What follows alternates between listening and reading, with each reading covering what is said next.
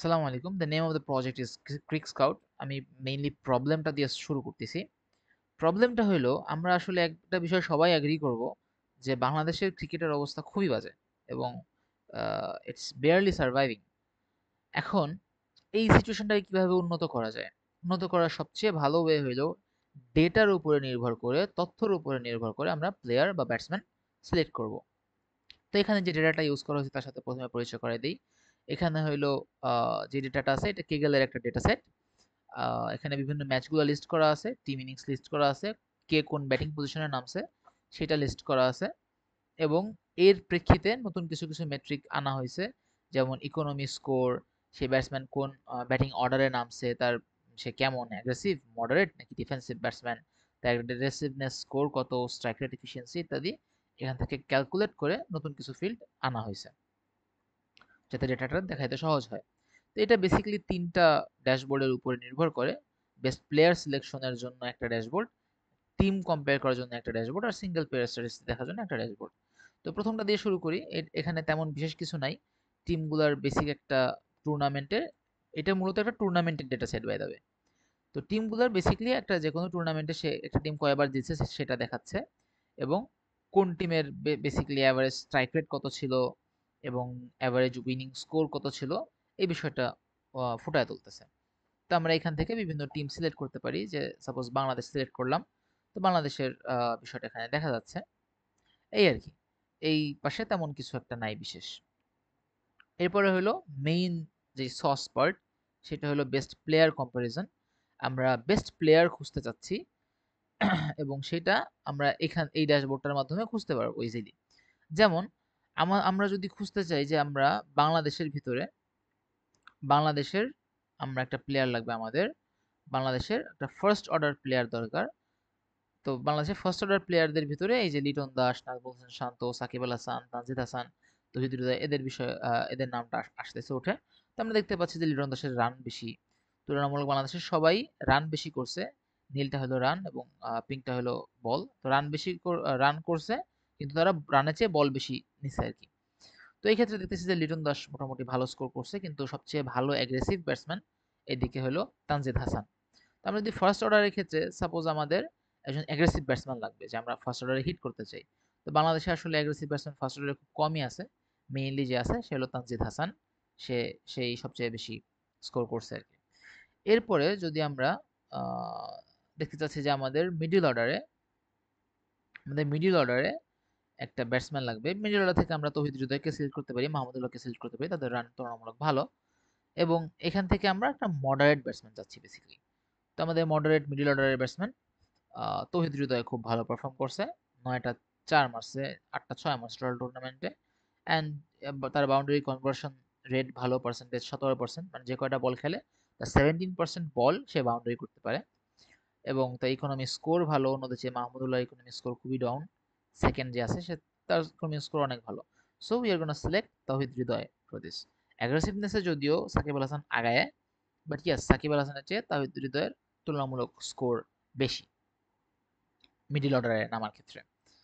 তো এখন এই হলো বেসিক্যালি আমাদের সিলেকশন ড্যাশবোর্ডটা। আমরা যে কোনো সার্টেন ম্যাচ সিলেক্ট করতে পারি, যে বাংলাদেশ ভার্সেস ইন্ডিয়া ম্যাচে কে ভালো করছে।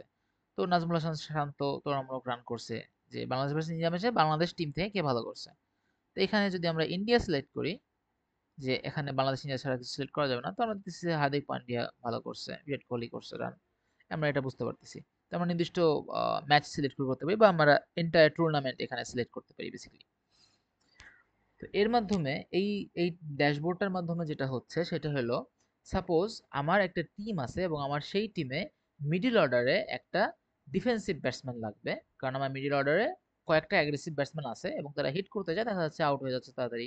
সো অ্যাজ এ কোচ আমি বুঝতেছি যে আমার মিডল অর্ডারে একজন ডিফেন্সিভ ব্যাটসম্যান লাগবে। তো তখন আমি এখানে আসবো, আমি এখানে মিডল অর্ডার সিলেক্ট করব এবং আমি এখানে ডিফেন্সিভ ব্যাটসম্যান সিলেক্ট করব। তখন আমি দেখবো যে এখানে ডিফেন্সিভ ব্যাটসম্যান কে আছে বেসিক্যালি। তো এইভাবে আমরা আমাদের নিড অনুযায়ী এটাকে সর্ট করে আমরা বেস্ট চয়েসটা পিক করতে পারি, যে কে তুলনামূলক ভালো। আমাদের যদি বেশি অ্যাগ্রেসিভ ব্যাটসম্যান লাগে, তাহলে আমরা এখান থেকে অ্যাগ্রেসিভনেস স্কোরটা দেখব। এইভাবে আমরা ব্যাটসম্যান বেসিক্যালি চুজ করব। এরপর আসতেছে আমাদের থার্ড ড্যাশবোর্ড। এইটা হলো সিঙ্গেল প্লেয়ারকে খোঁজার জন্য, যে সিঙ্গেল প্লেয়ার একটা এন্টায়ার টুর্নামেন্টে কেমন করছে। যেমন আমরা যদি এখান থেকে তৌহিদ তৌহিদ বানান তৌহিদ তৌহিদ হৃদয়, আমরা যদি এখান থেকে তৌহিদ হৃদয়কে সিলেক্ট করি, আমরা দেখবো যে শ্রীলঙ্কা ভার্সেস বাংলাদেশ ম্যাচে সে 40 মারছে, 20 বলে, মাত্র 20 বলে সে 40 করছে। এরপরের ম্যাচে সে 37 করছে 34 বলে। এরপরের ম্যাচটা সে বাজে খেলছে, পরেরটা তুলনামূলক বাজে খেলছে। লাস্ট ম্যাচে সে বাংলাদেশ ভার্সেস অস্ট্রেলিয়ার সাথে 40 রান করছে 28 বলে। So he is always aggressive, he is trying to B aggressive always. তো আমি এখান থেকে বেসিক্যালি তার টোটাল প্রোফাইলটা দেখতে পারবো যে সে টোটাল টুর্নামেন্টে কেমন, তার গেমের প্রতি অ্যাটিটিউডটা কেমন, এটা আমরা বুঝতে পারবো। যেমন আমরা যদি as an example Shakib Al Hasan search করি, সাকিব আল হাসান, ওকে, আমরা যদি সাকিব আল হাসানকে সার্চ করি, আমরা দেখবো যে সে ফার্স্ট ম্যাচ খারাপ খেলছে। জাস্ট বাংলাদেশ ভার্সেস নেদারল্যান্ডসের ম্যাচটা সে ভালো খেলছে। এরপরে আবার খারাপ। So he has had a bad tournament. আমরা যদি আহ, লিটন আমরা যদি লিটন আসতেছে না কেন, লিটন দাস should come.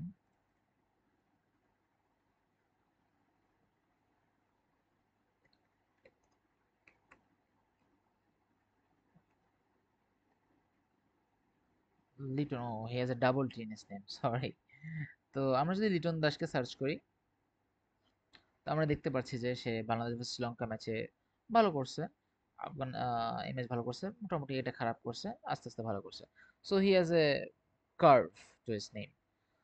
এখান থেকে আমরা একজন সার্টেন প্লেয়ারকে ইজিলি সিলেক্ট করতে পারবো ডেটার ভিত্তিতে। অ্যাগেন এই টুর্নামেন্টের ডেটাটা হলো কিগেল থেকে নেওয়া। এটা একটা ইন্টারন্যাশনাল টুর্নামেন্টের, কিন্তু বাংলাদেশের যে কোনো টুর্নামেন্ট, এটা যদি ফার্স্ট ডিভিশন হয়, সেকেন্ড ডিভিশন হয়, থার্ড ডিভিশন হয়, এখান থেকে আমরা বেস্ট প্লেয়ারকে ইজিলি সিলেক্ট করতে পারবো। বা যে কোনো ইন্টারনাল টুর্নামেন্টের আমরা বেস্ট প্লেয়ারকে সিলেক্ট করতে পারবো। এবং এটা কোচদের জন্য, সিলেক্টরদের জন্য it is gonna be like a second brain. That was a project. Thank you. আসসালামু আলাইকুম।